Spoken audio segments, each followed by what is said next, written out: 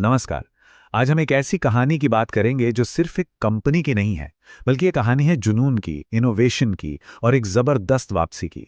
ये कहानी है कि कैसे हमारे जीने, काम करने और एक दूसरे से जुड़ने का तरीका ही बदल गया। जी हाँ, यह है एप्पल और आईफोन की कहानी। सवाल तो बहुत बड़ा है ना?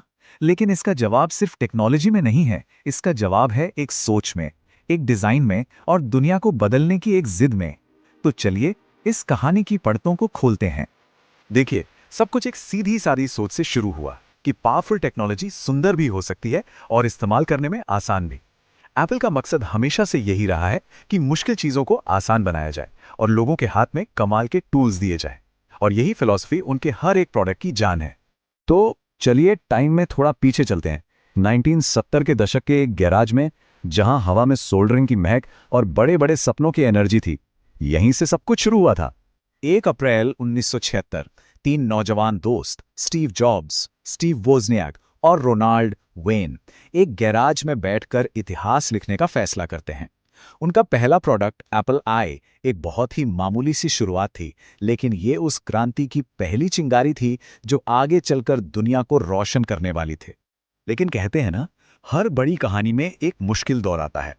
और एप्पल के लिए वो दौर तब आया जब कंपनी की आत्मा यानी स्टीव जॉब्स को ही कंपनी से बाहर निकाल दिया गया। ये एक ऐसा मोड़ था जिसने कंपनी को लगभग खत्म ही कर दिया था। सोचिए, 1985 में स्टीव जॉब्स को उनकी ही बनाई कंपनी से निकाल दिया जाता है और उनके बिना एप्पल जैसे अपनी राह ही भटक गया। कंपनी प्रोडक्ट्स तो बना रही थी, पर उनमें वो जान नहीं थी। लेकिन फिर आया साल 1997। कंपनी डूबने की कगार पर थी और तब एप्पल ने एक आखिरी दांव खेला। उन्होंने अपने निकाले हुए फाउंडर को वापस बुला लिया और बस यहीं से शुरू हुई कॉर्पोरेट इतिहास की सबसे बड़ी वापसी की कहानियों में से एक। स्टीव जॉब्स की वापसी के साथ एप्पल को सिर्फ उसकी आत्मा वापस नहीं मिली, बल्कि एक ऐसा मंच तैयार हुआ जिस पर एक ऐसी चीज बनने वाली थी जो सिर्फ टेक्नोलॉजी ही नहीं, बल्कि पूरी दुनिया का कल्चर बदल देती। ये कहानी है आईफोन की। जरा 2007 से पहले का जमाना याद कीजिए। मोबाइल फोन कैसे होते थे? छोटी छोटी स्क्रीन, ढेर सारे बटन्स वाले कीबोर्ड और इंटरनेट तो बस नाम का ही चलता था। वो फोन बात करने के लिए तो ठीक थे, पर उनमें कोई जादू नहीं था। वो बस एक प्रॉब्लम थे जो एक सोल्यूशन का इंतजार कर रहे थे। उसी वक्त एप्पल के हेडक्वार्टर में बंद दरवाजों के पीछे एक टॉप सीक्रेट मिशन चल रहा था। इसका कोड नेम था प्रोजेक्ट पर्पल। ये इतना खुफिया था कि कंपनी के ज्यादातर लोगों को भी नहीं पता था कि ये हो क्या रहा है। मकसद था एक नामुमकिन सी चीज को मुमकिन करना। एक ऐसा फोन बनाना जो एक आईपॉड भी हो, एक कैमरा भी और एक पावरफुल इंटरनेट डिवाइस भी, सब कुछ एक साथ। और फिर 9 जनवरी 2007 का वो ऐतिहासिक दिन आया। स्टीव जॉब्स स्टेज पर आए और उन्होंने वो शब्द कहे जो टेक की दुनिया में हमेशा के लिए गूंजते रहेंगे। एक आईपॉड, एक फोन और एक इंटरनेट कम्युनिकेटर। ये 3 अलग अलग डिवाइस नहीं है, ये एक डिवाइस है। और उस डिवाइस का नाम था आईफोन। पहला आईफोन किसी जादू से कम नहीं था। उसकी 3.5 इंच की मल्टी टच स्क्रीन ने टेक्नोलॉजी को छूने का हमारा तरीका ही बदल दिया। कोई कीबोर्ड नहीं, कोई स्टाइलस नहीं, बस हमारी उंगलियां। ये इतना आसान था, इतना नेचुरल कि लगा जैसे भविष्य हमारे हाथों में आ गया हो।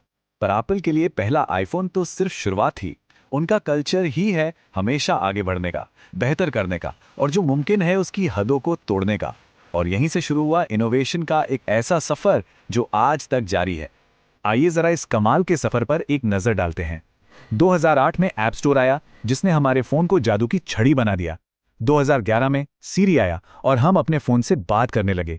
2013 में टच आईडी ने हमारे फोन को और सिक्योर बना दिया। हर साल आईफोन स्मार्ट होता गया, तेज होता गया और हमारी जिंदगी का एक जरूरी हिस्सा बनता चला गया। तो जब हम इस शानदार सफर को देखते हैं तो इससे हम सीखते क्या हैं? एप्पल और आईफोन की विरासत आखिर है क्या? ये नंबर देखिए, 3 अरब से ज्यादा। दुनिया भर में इतने आईफोन बिक चुके हैं।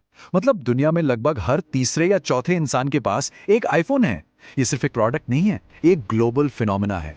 आईफोन का असर सिर्फ नंबर्स तक सीमित नहीं है।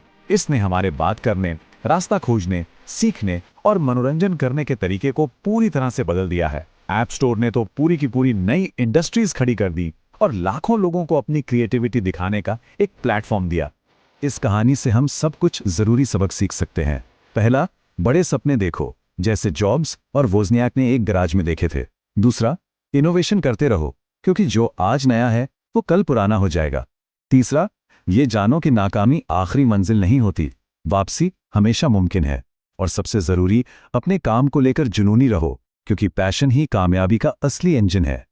स्टीव जॉब्स ने एक बार कहा था, स्टे हंग्री, स्टे फूलिश। मतलब हमेशा कुछ नया सीखने की भूख रखो और ये मानने की नादानी भी रखो कि अभी बहुत कुछ जानना बाकी है। कभी भी ये मत सोचो कि सब कुछ पता चल गया है।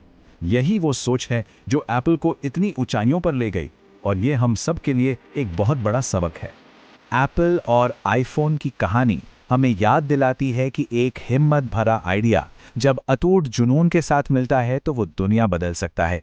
ये हमें भविष्य की ओर देखने और ये पूछने के लिए मजबूर करता है, अगली बड़ी क्रांति क्या होगी और उसे हकीकत बनाने में हमारा क्या रोल होगा।